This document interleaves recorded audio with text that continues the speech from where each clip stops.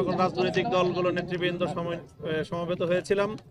এটি বাংলাদেশের ইতিহাসের একটি নজিরবিহীন ঘটনা। এই জন্য আমরা সর্বপ্রথম প্রধান উপদেষ্টা মহোদয়কে আমরা ধন্যবাদ জানিয়েছি। সেই সাথে আমরা সর্বপ্রথম আজকে যে বিষয়ে সকল রাজনৈতিক দলের নেতৃবৃন্দ একমত হয়েছে যে ভারত এবং ভারতের যে বাংলাদেশ নীতি, ভারতের বিভিন্ন রাজ্যে বাংলাদেশের উপ হাই কমিশন সহ বাংলাদেশের জাতীয় পতাকার বিরুদ্ধে যে অবমাননামূলক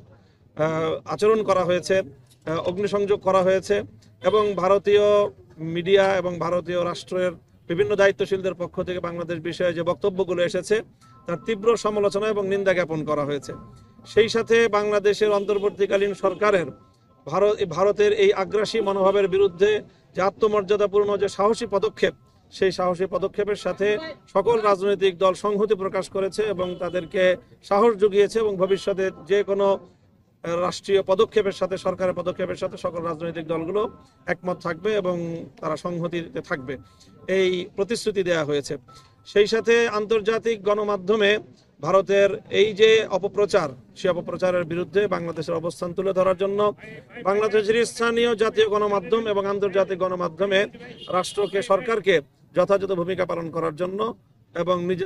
নিজেদের অবস্থান এবং বাংলাদেশের যে অবস্থান সেটা ব্যাখ্যা করার জন্য আহ্বান জানানো হয়েছে এবং অনুরোধ জানানো হয়েছে। সেই সাথে একটি যে কোনো সিম্বলিক ঐক্য প্রকাশ করার জন্য রাষ্ট্রের পক্ষ থেকে যে কোনো একটা উদ্যোগ গ্রহণ করা হবে,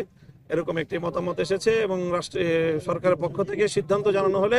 আমরা সকলে ঐক্যবদ্ধভাবে তার সাথে আমরা অংশগ্রহণ করব। আমরা ঐক্যবদ্ধভাবে কোনো গোষ্ঠীও নয়, বরং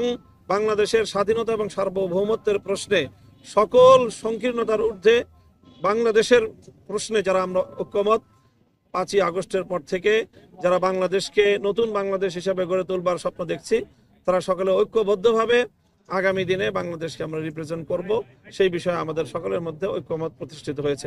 সেই সাথে আমরা বিশেষভাবে যে মতামতটি দিয়েছি সেটি হলো যে আন্তর্জাতিক অঙ্গনে বাংলাদেশের যে সকল মিত্র রাষ্ট্রগুলো রয়েছে, বিশেষ করে ভারতের চারিপার্শ্বে যে সকল রাষ্ট্রগুলো থেকে ভারত তার পররাষ্ট্রনীতির কারণে উৎখাত হয়েছে এবং সেখান থেকে প্রত্যাখ্যাত হয়েছে,